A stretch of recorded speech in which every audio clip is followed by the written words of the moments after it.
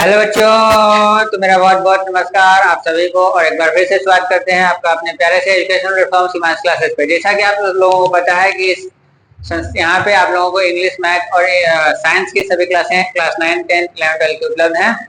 आप लोगों को पता ही होगा कि अभी क्लास 10 का पहला पार्ट खत्म हो चुका है और दूसरे पार्ट का लेक्चर नंबर फर्स्ट भी अपलोड हो चुका है। ये दूसरा लेक्चर है। अगर आप लोग पहला लेक्चर नहीं देखे हैं तो सबसे पहले वहां पे जाइए, उसको देखिए और उसके बाद यहाँ पे आइएगा।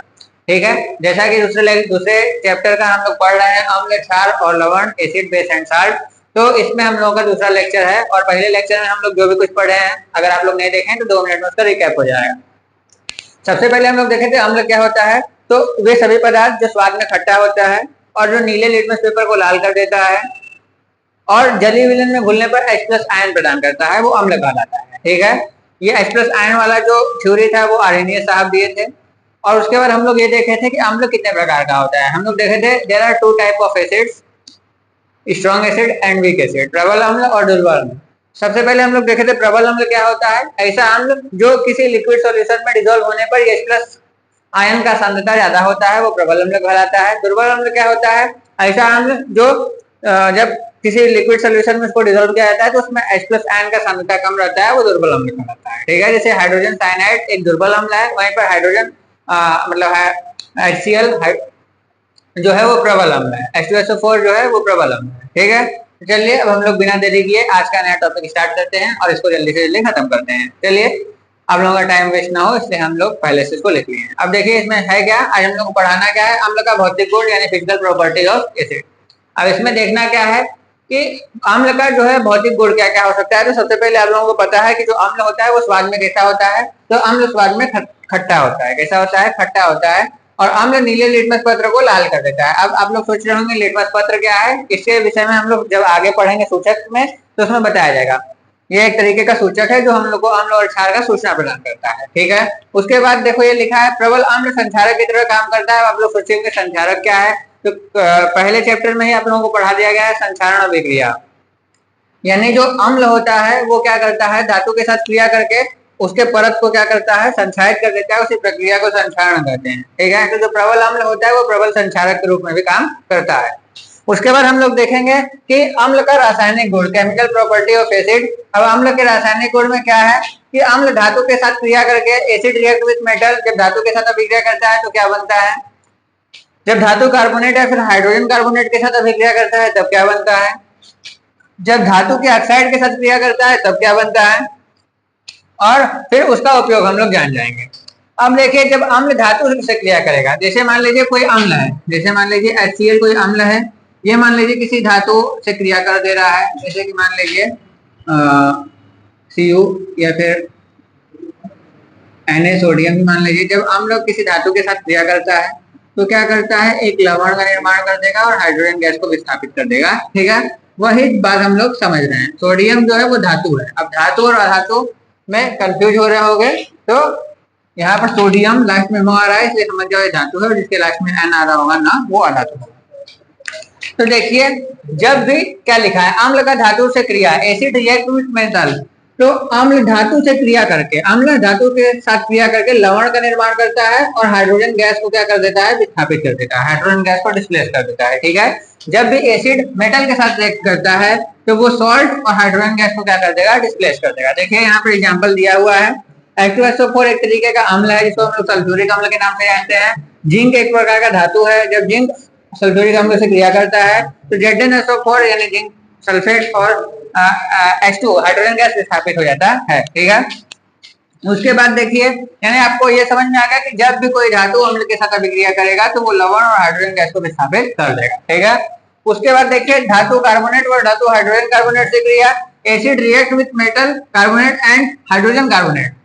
तो अब देखिए अम्ल धातु कार्बोनेट व हाइड्रोजन कार्बोनेट से क्रिया करके कार्बन डाइऑक्साइड गैस, कौन सा गैस, कार्बन डाइऑक्साइड गैस प्रदान करता है।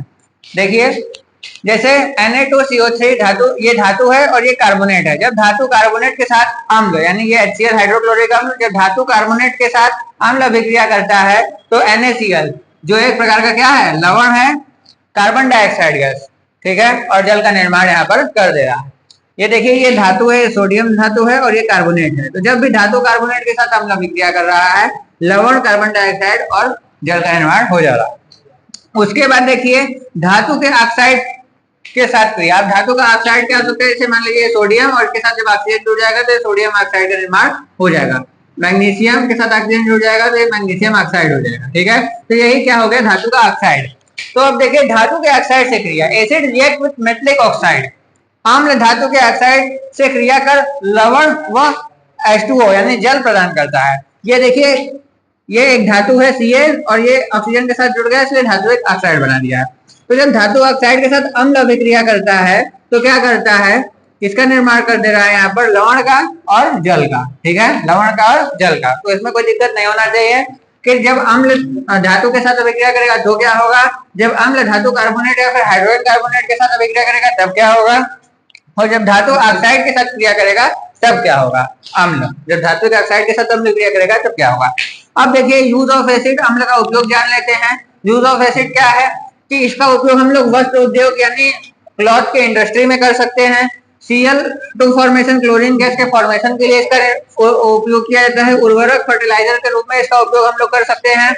धातु के शोधन, सोना चांदी को शुद्ध करने में, प्योर करने में, ठीक है, प्योरिफिकेशन ऑफ मेटल को यूज कर सकते हैं इसका। लेड के बैटरी के फॉर्मेशन में भी इसका उपयोग किया जा सकता है। ठीक है, उम्मीद है बच्चों के आप लोगों को इतना समझ में आया होगा, इसमें कोई दिक्कत नहीं होगा। एक बार इसको नोट कर लीजिए, फिर हम लोग आगे देखते हैं क्या है।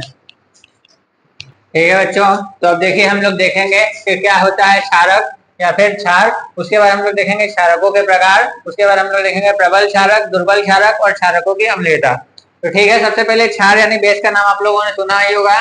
तो बेस होता क्या है, तो ऐसा यौगिक जो जलीय विलयन में घुलने पर OH माइनस आयन देता है वो क्या कहलाता है, क्षार कहलाता है। देखिए क्या लिखा है, वे यौगिक जो जलीय विलयन में घुलने पर हाइड्रोक्सिल आयन या फिर OH माइनस आयन प्रदान करते हैं क्षारक कहलाते हैं। लेकिन सभी क्षारक क्षार नहीं होते। क्षारक क्या होता है, वे क्षारक जो जल में घुल जाते हैं वो क्षार कहलाते हैं। ठीक है, वे क्षारक जो जल में घुलनशील होते हैं वही क्षार कहलाते हैं, सभी क्षारक क्षार नहीं होते। अब उसके बाद देखिए क्षारक के प्रकार, टाइप ऑफ बेसेस।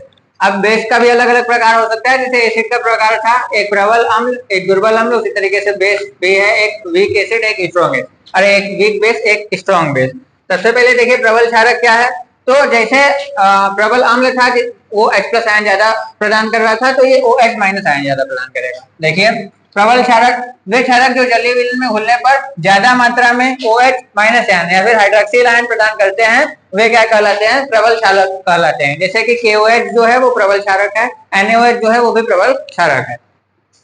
दुर्बल क्षारक क्या होता है, फिर वीक बेस क्या होता है, तो ठीक जो दुर्बल अम्ल था उसी प्रकार से दुर्बल क्षार भी हो जाएगा। पर दुर्बल अम्ल में क्या था कि H प्लस आयन का सांद्रता कम था और इसमें OH माइनस आयन का सांद्रता कम हो जाएगा। ठीक है, देखिए वे क्षारक जो जलीय विलयन में घुलने पर कम मात्रा में OH माइनस आयन प्रदान करते हैं, फिर हाइड्रोक्सिल आयन प्रदान करते हैं, वे दुर्बल क्षारक कहलाते हैं, जैसे NH4OH। ठीक है, अब उसके बाद देखिए क्षारक की अम्लीयता, एसिडिटी ऑफ बेस।